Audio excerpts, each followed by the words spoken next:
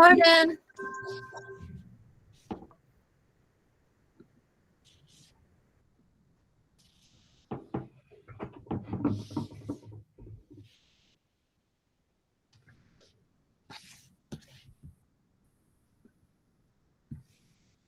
Good morning, Angela.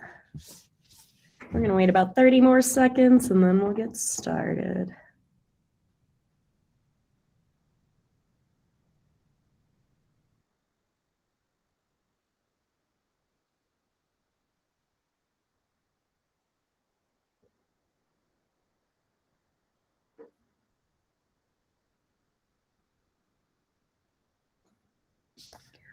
All right, if y'all still need a link to the slide deck, I'll drop it in the chat.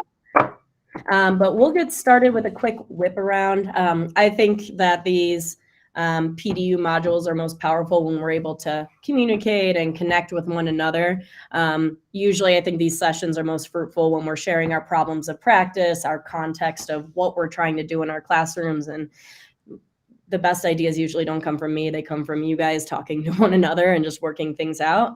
So we'll just get started with a quick whip around question. Introduce yourself, what school you're working at, and what you're doing at your school. And then there's 2 questions. You can choose one or both to answer. So what's something that you're looking forward to in 2023? It can be professional or personal. Or what did you do to relax or recharge over break?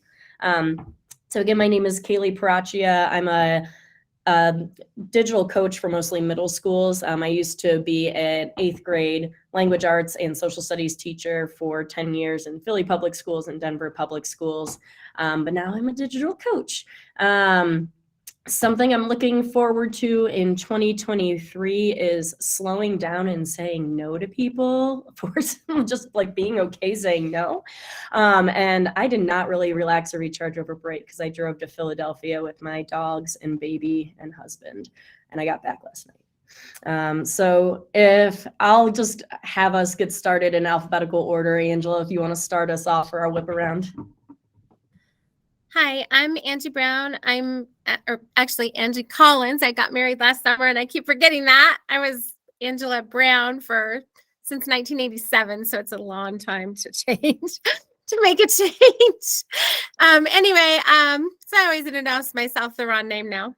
I am looking forward to, I had received an opportunity from AmeriCorps to participate in some STEM program this summer, which I'm kind of excited about. So I'm looking forward to that. Looking forward to my students coming tomorrow. And we have a lot of fun projects we're working on. The project I'm doing for my PDU is actually right now. So I'm a little excited and anxiety's up about my Canva project. And then over the break, I didn't really relax either. I had a big remodel in my basement doing new flooring, which was I bit off more than I thought it was going to be. Of course, it's not like HGTV. And then my husband took me to play golf with him in Palm Springs, which was nice, but I was sick by the time we went there. So it was restful, but not really restful. Thank you and congratulations. Ashley, we'll go to you next. All right. Hopefully everyone can hear me. My internet's a little spotty right now, so apologies for that. But my name is Ashley Teasdale. I am at Prep Academy, and I teach 9 through 12 science, kind of dabble in all of the sciences. But right now I'm doing physics and astronomy. Let's see. And then something I'm looking forward to professionally, actually, our school just got a new principal, so I'm excited to work with them and, start getting our school a little bit more regulated and things like that, and developing those relationships and advocating for my fellow teachers. So, yeah. Thank you. We'll go to Brittany Allen next. Good morning. I'm Brittany. I work with East High School. I am actually the credit recovery site coordinator. So I dabble a lot with Edgenuity, so a lot of online platform and learning, basically, and micromanaging. Um, well, let's see, what am I looking for? Let's just say I'm just looking forward to making sure my students graduate on time, really, for 2023. And I really can't say I did much to relax over the break because I do have 3 kids and they were all on break with me. So my youngest 2 were definitely giving me a run for my money. So Yes, daycare back open today has been a bright spot at the end of the tunnel. We'll go to Brittany Bates. Hello, my name is Brittany Bates. I'm a multi-intensive autism teacher at Hallett Academy. Something I did over break was to spend time with my family, eat a lot of food, eat a lot of sweets. And something I'm looking forward to professionally is just continuing building my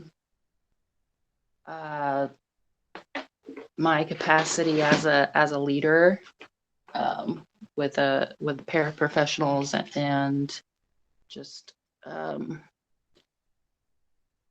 collaboration and everything like that. Thank you.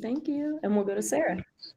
Hi, I'm Sarah Kreider. I'm the student support liaison at Monroe Elementary. I do the restorative practices. I'm like the restorative practices coordinator and the discipline building leader.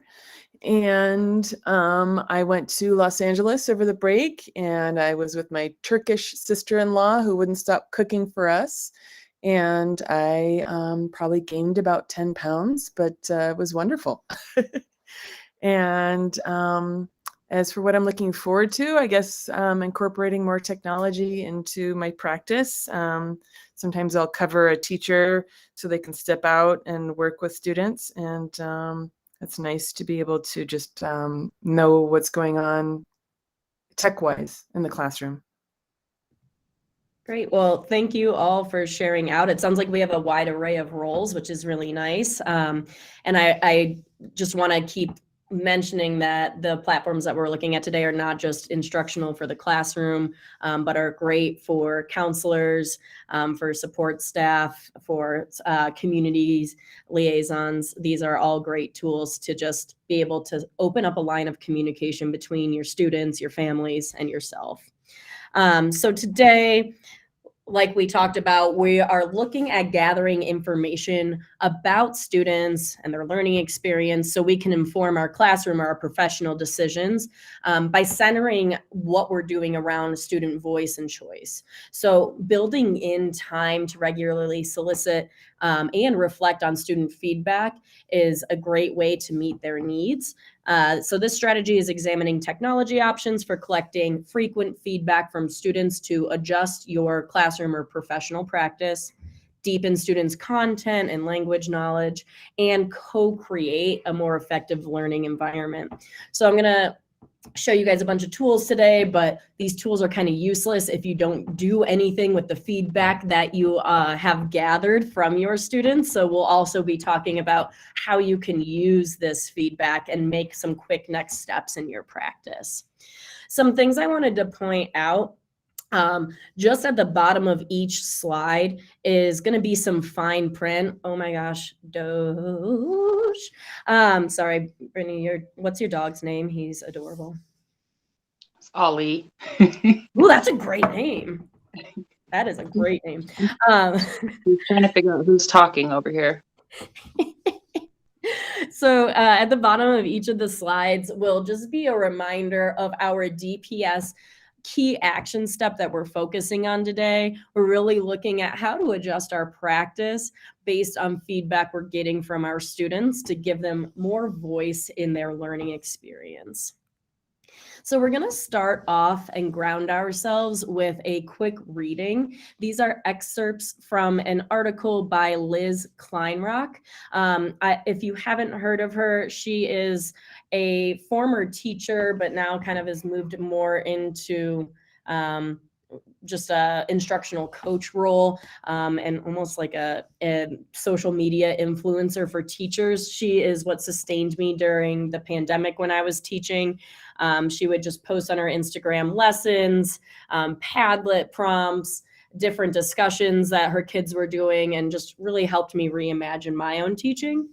And her book, Start Here, Start Now, is just a great way to implement anti-racist, anti-biased moves in your professional practice. So we're going to take about 5 minutes, 5 to 7 minutes to read this article. I just dropped it in the chat box. And when we come back together, we'll have a discussion around how is she gathering feedback from her students and how are these informing shifts in her own practice? So what is she doing with this feedback? I dropped a link in the chat. We'll check back in at 10:21 and we'll begin our discussion around this article. All right, so let's come back together and ground ourselves around kind of just different ways to gather feedback from students and shifting our practice based on our student voice. What are some takeaways that y'all had from this article? And feel free to raise your hand and come over the mic just based on your own order.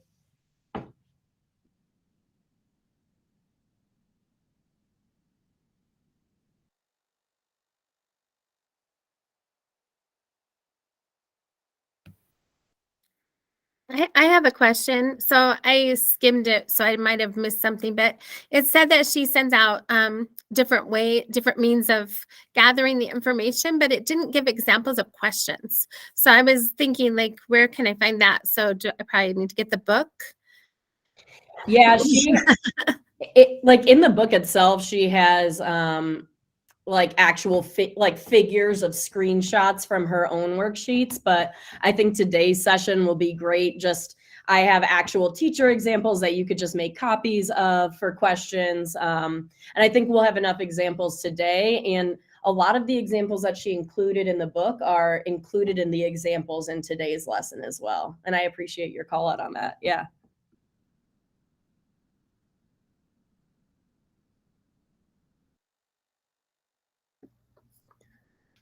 I would say in my field of like social emotional and behavioral development, checking in on how students feel before the school day is really helpful to know just how they're feeling. We do it with the zones in elementary school. And the students just choose like the color of the zone that they're feeling. And it just helps us maybe do a quick check-in and make sure that they're ready for learning. Perfect. Thank you. Any other takeaways from the article before we move on? Yeah, I'll share real quick. Great. One thing that I thought was really important was when she, made the joke, but also not joke, that you work for the students in a lot of ways. And how can we actually serve our students best if we're not checking in with them in regards to either content or social emotional needs or classroom environment. So that part really struck with me, and that kind of helped me carry on with the reading with more intention about like, this is why we're here. So I appreciated that. Just to add on to that, I like the quote that she said. She said she works for the principal, but she actually works for you guys. I thought that was a good way to tell them about it, introduce it. And I think even explicitly saying that to your students, like, hey guys, I want your feedback. I care about what you think, not about, what my bosses think, because I'm with you every day. And grounding that and having them constantly hear that, I think will really help co-create a classroom environment with your kiddos. Any other takeaways before we move on?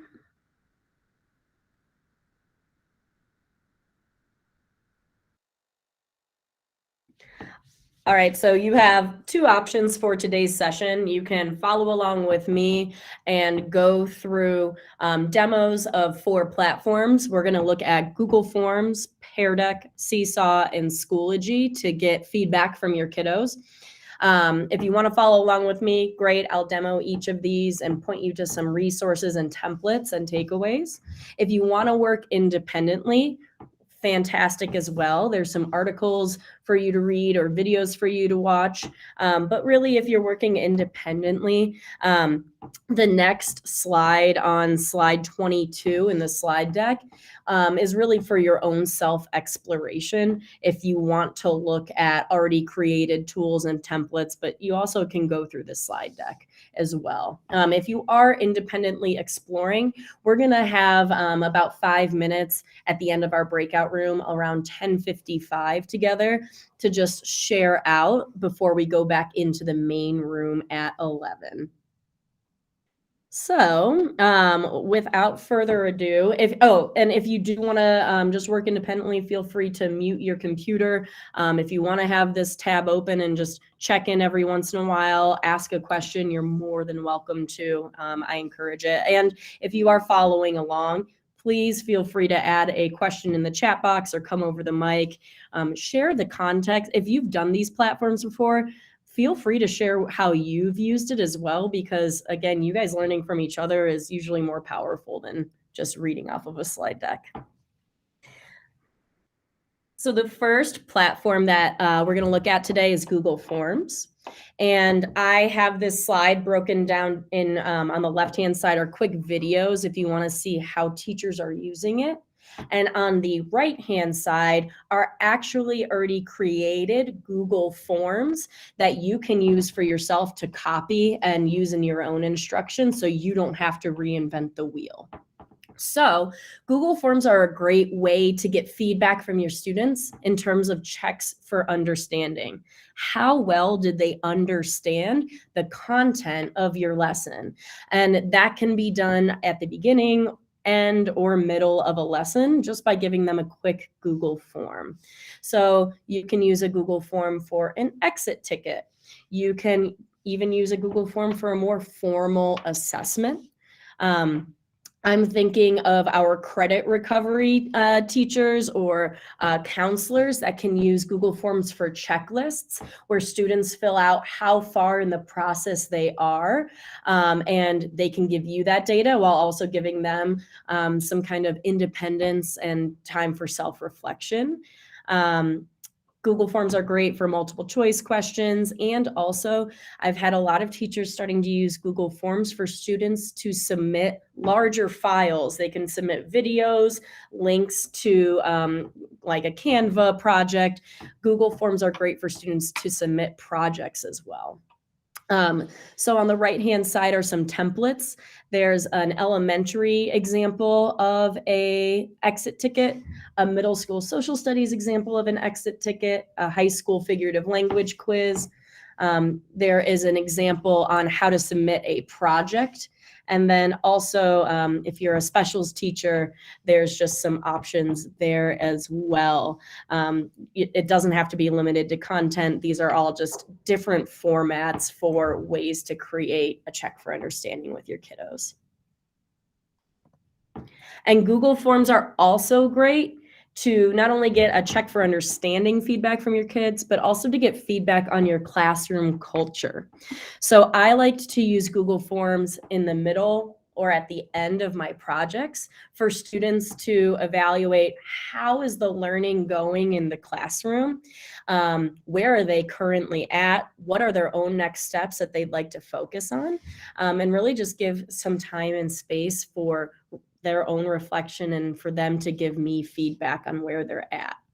So there's quick how-to videos on using Google Forms for goal setting, using Google Forms to get kiddos reflecting, Google Forms for SEL, targeted supports. And then under the teacher examples, really are just Google Forms and docs to get inventory on your students. What are they interested in? How do they like to learn? How do they like to express themselves? If you're able to get this feedback from your students and show them that you're adjusting your practice based on their preferences and voice, that's a fantastic way to successfully co-create a learning environment with your kiddos. And again, gathering all this data is really useless unless you're going to do something with it. One of my favorite things about Google Forms is they have a great visually appealing way of sharing data. And I like to share it even with my own students. For example, the bottom right-hand corner, at the beginning of some classes, I'd say, hey, we're going to explore some sensitive content today. How would you like to learn, independently or with a group? And based on student responses, I'd say, hey, it looks like 70% of you today said you wanted to work independently. So I'm going to honor your preference, and that's how we're going to be learning in class today. And just showing that you're doing something with your feedback and adjusting your instruction is really powerful. And also students like to see each other's, like how each other are feeling about your class as well. So that's a few ways to use Google Forms. Any questions around Google Forms before I move on? Yeah, go ahead, Angela. I am the queen of questions always. Yeah. I'm trying to open the interest surveys Okay. that you have, and it's not letting me make a copy for some reason. It's just stuck. Okay, let me go back and check those links for you. I don't know if it's me. Could be.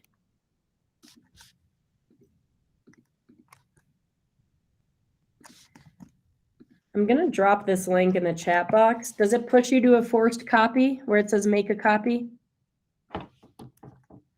Okay. If they're still not working, let me know which other links you want me to drop in. Okay, thank you. Yeah. All right. Next is Pear Deck. Pear Deck is a great way to get both instructional and climate feedback from your kiddos. And Pear Deck, if you haven't used it before, is a super simple add-on in your Google Slides. So you can turn any current slide deck or any new Google slide deck into an interactive Pear Deck learning opportunity for your students. All you need to do is go into your add-ons, click Pear Deck, and then on the right-hand side, we'll pull up a Pear Deck kind of menu for you to add interactive components to your slides. So there are a few different types of interactive components you can add to your slide. The first is text, if you want your students to write a response to you. Multiple choice, if again you want a multiple choice, that's really great to see if they understood the content. I really like to use the draw feature for students to reflect maybe on what they learned in a creative way, or even if they need to show their work during a math problem or something like that. The draw feature is great for that. And draggable is also great to just show students understanding of a topic. So this is what it looks like from the teacher perspective as you're getting student feedback in Pear Deck. If your students are writing, it will look like it does in the upper left-hand corner. You can see all student responses, and you can even take time to give them comments and feedback. And below that on the left-hand side is a view of a multiple choice question. So you can see how many students are answering certain multiple choice options. And if you hover over the multiple choice answers, you can see which students answered which question. The draggable in the upper right-hand corner is really nice. It's an easy way for you to see if students are understanding, and it's fun. So that question is just drag a thumbs up over the items you can use to clean your Chromebook. And you can see, oh, hey, there's a few like thumbs down on the rags. You can use those, and you can see students live adjusting their draggables. And then that bottom right-hand corner is a grid view of what it would look like for students drawing. You can see them live updating their slides. And again, it's a nice creative way to give them a little bit of choice in how they express what they've learned. Pear Deck is also amazing because they already have exit tickets built into their templates. So as a teacher, why reinvent the wheel and take time to format a nice looking slide and think of questions? Pear Deck already has that for you. So again, in your Pear Deck add-on on that right-hand side, up at the top is our template library. And you can see a lot of different slides that they have for beginning, middle, end of lessons. And you can just easily drag those into your own slide deck. And you don't have to do any of the work. Again, this makes getting checks for understanding from kiddos super manageable and easy for you. So these are some options for content-based checks for understanding. And then we have some examples on culture checks as well. Go ahead, Sarah. I created a Pear Deck for a presentation tomorrow, just like kind of challenging my tech abilities. And it's for teachers. And I don't know how to toggle back and forth between like presenting the Pear Deck and then seeing their answers. And I'm wondering if you could show us an example of that. Totally. So what Sarah's talking about is you're going to have a few different views. You can have a teacher dashboard where you're seeing students answer, but then you're also going to have a presentation mode, which is going to be what you're projecting to your classroom. Sarah, and this might not help you, it might. I like to use two devices personally. So I liked to have an iPad or a Chromebook where I would have the teacher dashboard open, and then I would have a separate device where I would be displaying the present mode on my smart board in front of students. Does that make sense? Yes, that sounds like a good idea. Using a second device is my best way to kind of suggest for you. I also like to use the extended display feature. If you're on your MacBook, it's different for Macs and PCs, but if you've ever used extended displays where you can drag a window and you can drag a window for your presentation mode to be the one that's projecting, and then on your own like facing computer can be the dashboard. And they would both be in the teacher presentation mode, not one in student. They would both be in teacher, right? Exactly. Okay. Thank you for asking that, because just figuring out those little like usability things, you're not the only person that's, it took me a pandemic and a lot of failing in front of students to figure that out. I'd just rather not fail in front of all the teachers tomorrow.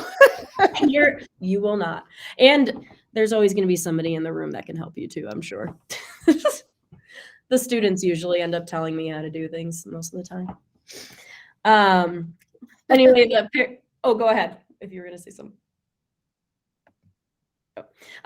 Again, Pear Deck template library has great like SEL checks too. I think some of you guys mentioned at the beginning of class, I really just like to check in on how kids are doing. Some of you guys use zones of regulation. Some of you guys just do your own systems. But Pear Deck already has nicely created slides that you can just insert into your own lessons. Just get a pulse on how your kiddos are entering into your class. Or even like, whoa, you guys just came back from lunch super charged up. Let me just add this quick slide in to see like what happened, what's going on. If you've ever used Pear Deck, one of my frustrations has been, I feel like I can't change my slides once I've gotten my presentation going. And Pear Deck has added a new feature. It's the new prompt feature in your teacher dashboard. So you can add new slides and they will pop up to students. So if you realize like, whoa, I don't think these kids got what I just explained to them, you could add a new prompt and have them draw a picture of what they understood, or write a quick response, or a quick multiple choice question. These new prompt features are a great way to quickly adjust your instruction based on how you're seeing kiddos responding to what's going on in the class. And you can also adjust your current slides too. So maybe you originally had a text slide where students were writing a response, but you notice they already mastered that skill early in the lesson.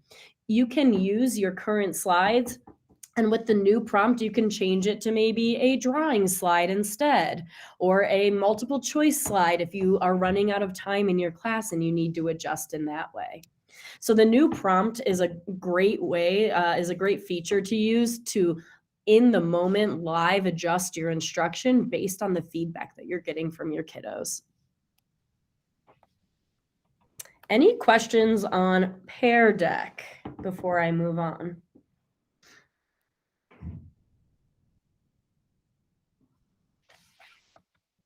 Okay.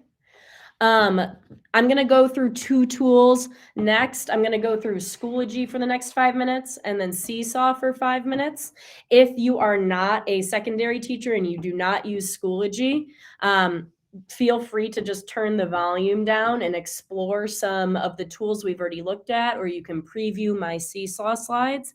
So if you do not use Schoology and you use Seesaw instead, feel free to turn the volume down, and in around 5 minutes, I'll get started on explaining the Seesaw slides. Then for my teachers that use Schoology, once I'm done with the Schoology materials, you can just kind of mute me when we get back to Seesaw. So if you are a secondary teacher using Schoology, Schoology is great for getting feedback from your students, especially for content checks for understanding, especially because it makes grading easy. So Schoology materials can auto grade your quizzes, assessments, and really just give you a quick view of how students are grasping the content. So a great other feature of auto grade in Schoology is that it automatically goes into your grade book, so you don't have to do any double entry. On this slide are two different options. You have tests and quizzes and assessments under Schoology materials. And then each of them have different question types. The question types on this slide that have a star next to them are the question types that can be auto-graded and quickly turned into a data point that you can share with your students. So when I was an 8th grade social studies teacher, I like to open my class with a daily do now, where I would just have one multiple choice question that either reviewed content from the day before or worked on a skill that we were going to be targeting for the day. And I would go to see stats in my view results and show, hey, it looks like 80% of us got this question right today. And for those of you that didn't quite get it, can I have somebody come up and explain how you got your response? And this is a great way for you to show students that, hey, I'm looking at your feedback, I'm adjusting my instruction, and also this is time for you to catch up if you were not one of those students that answered correctly. So again, Schoology materials, I love the auto grade features because it gets you quick data points, and you can even show that to your students. Another good way that's not quite instructional based, but more culture based, would be polling your students using the updates feature in each of your Schoology courses. So the example in the GIF on this slide is, hey, what book should we read next? And it gives students a chance to vote and have voice and choice in what they're learning. But also it could just be a quick like, hey, you guys did a great job this week, and we have 15 minutes to celebrate at the end of Friday. How would you like to celebrate? Just different ways to get student voice and choice into your classroom and showing them that you're responding to that is through Schoology course polls. And then one last way to get feedback using Schoology from students is just a quick discussion board. These could be SEL journal prompts. It could be a check for understanding. You could have them post their wonderings or inquiry questions that you could base your next lesson on. And a great feature of discussion is students can audio record and not just type as well. So it can be both audio and written. And you can also grade them and monitor them and make sure you can give approval before that they are public facing. Any questions on Schoology?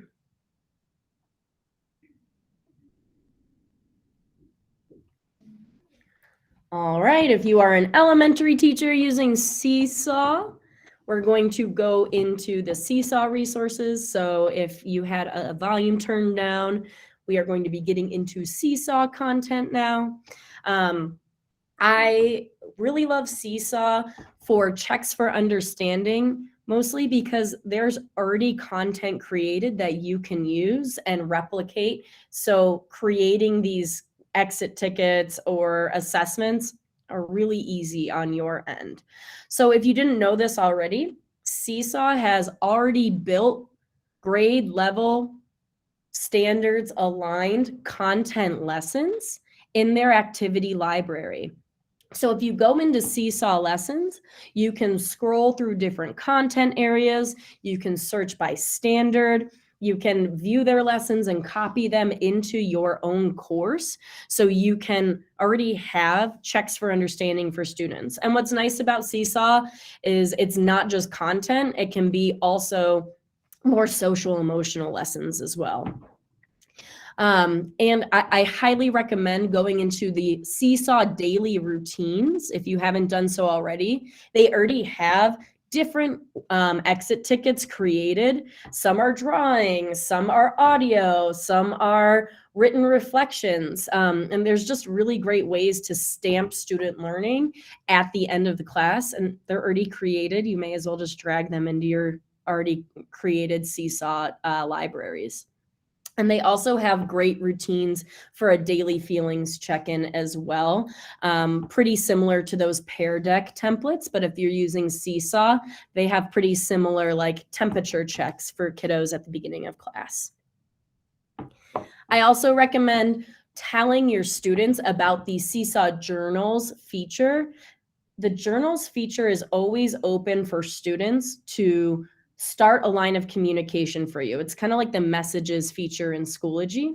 And they always are able to post like a direct message to you or to their class. And it's a great way for them to just let you know how they're doing. And again, starting a line of communication. So you can either adjust your instruction to meet that social emotional needs of the student, or you can just respond to them privately in a message. Angela, that's a great question. What we're trying to do is, I would say for Screencastify, I would start using Canva for whatever you're using Screencastify for, because Canva has the same video features for the most part that Screencastify does. For Seesaw, we're really trying to get teachers and principals to advocate for this to be part of our spending. So if you are a Seesaw user and you're like, oh God, Seesaw is going away, tell your principal. We've asked principals to respond to a budget form based on what tech is being used in their building so we can properly allocate those funds. So the louder you are about your Seesaw use and how great it is for kiddos, I think the better chance that we will have it as a already purchased platform for next year. Does that make sense? Okay. Yeah. If you use Seesaw, tell your principal. And yeah, we're really depending on our principals to want to opt in and help us get this funding for all schools next year for Seesaw.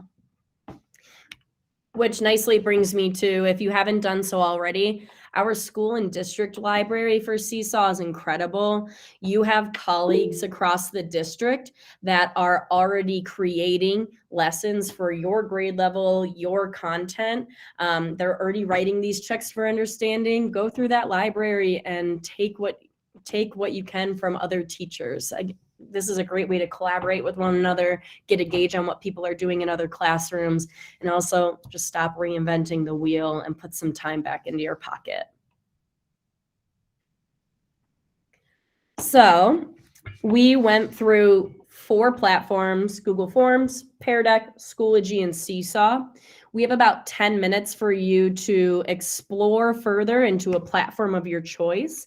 But this 10 minutes can also be for you to ask me any questions. If you want me to demo something further, I just ask that let's meet back together as a group at 10:57, and we can do a whip around on what we're planning to do next based on getting feedback from our students and how we're going to adjust our instruction.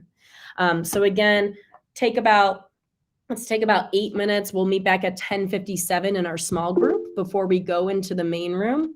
And you can explore the resources in this deck or just use this time to ask me to further demo something. Go ahead, Sarah.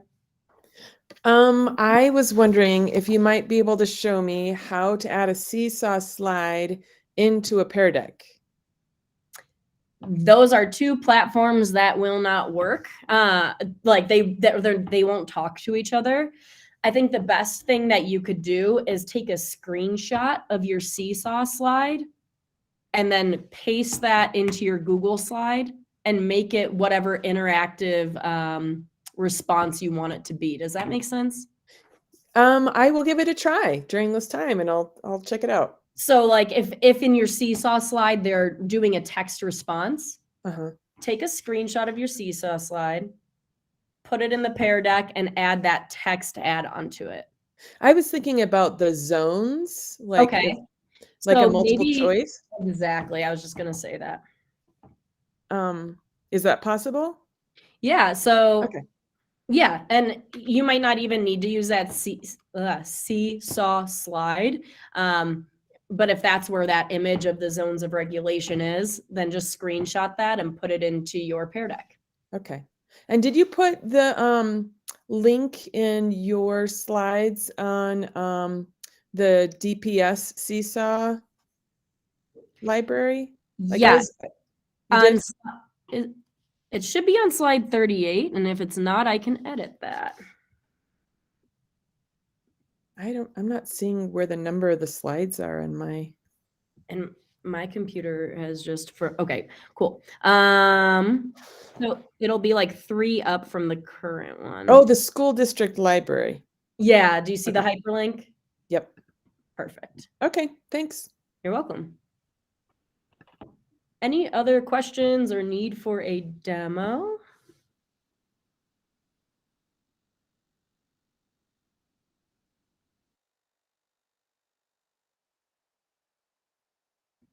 All right, I'll let y'all work and explore. Feel free to come over the mic or raise your hand if there's anything you need in the meantime.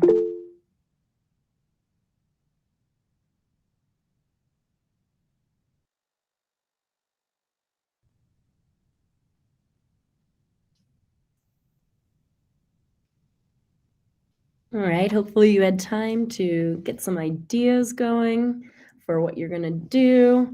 Does anybody want to start on what they're thinking for next steps and getting feedback from their students?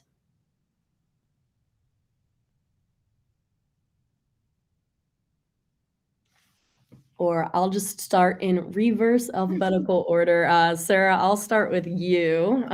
If you want to share how you're going to get feedback from kiddos and how you might adjust your practice. Yeah, so I guess for me, like I look for feedback from teachers, especially in this presentation that I'm doing tomorrow. So during the time that you gave us, I was just fooling around with the Pear Deck, and I took a screenshot of the zones and put it in the Pear Deck, and I'm going to check in with teachers because I think it's important to know how teachers are feeling as well before you present to them. I love that. And that's also just a meta teaching tool because they can easily turn around and do that in their own classroom as well. I really appreciate that. Thank you, Sarah. Let's go now to Brittany. What are you thinking of exploring?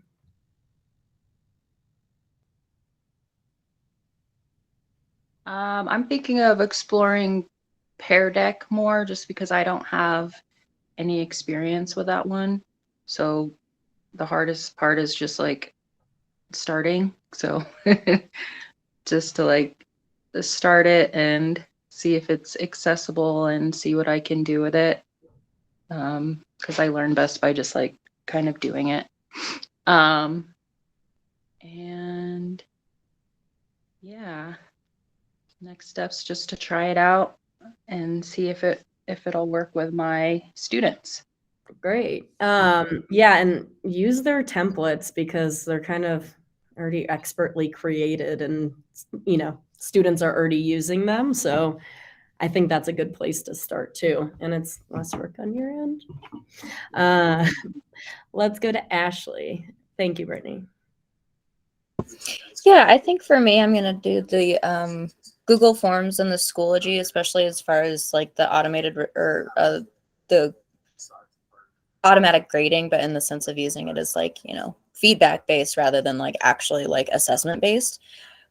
Just so that I can get that real-time data. I think Google Forms might be a little bit more appropriate in like real-time situations, but if we're doing a reflection or something after an assessment or something where a little bit more time can be allotted, I think the Schoology option might work best. So I'm just gonna work back and forth between the two of them and see what flows better. I appreciate your call out for Google Forms. It's not necessarily a data point that you're putting in the grade book. It can be more subjective data that you're gathering and still responding to. I think that's a great call out. Okay, thank you. Yeah. Angela, go ahead. I think I'm going to try out Seesaw. I like to use Seesaw because my kids are familiar with it. And so I tried Pear Deck and I felt like it's similar to what I get from Seesaw, only Seesaw saves it. So I like it a little bit better. I think I'm going to try out one of the reflection routines from the Seesaw and see how that works. So I'm trying to look on that right now. Great. And I think those reflection routines, I really like them because they have different modalities of responding that students can have choice in.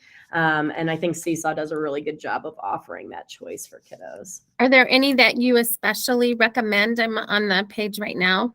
I'm going to go into the main room.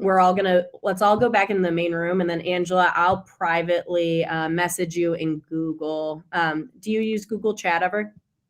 I have, yes. Okay. I'll Google chat you a few of the, you're looking at the exit tickets or the daily routine SEL check. I was looking at, it just says reflection routine, weekly reflection and goals, weekly reflection, those things. Perfect. I'll chat you on the side. Okay, sounds great. Thank you. Great. Yeah. You're up. Yeah, absolutely. And I don't mean to keep you guys long and I don't mean to cut our conversation short, but we're all going to meet back in that main room. Oh, I dropped the wrong link. I am so sorry. The main room is the original one that you entered into this morning. Let me pull that back up. And my computer is just completely lagging down on me. And here it is. Sorry about that, y'all. And I will see y'all in the main room.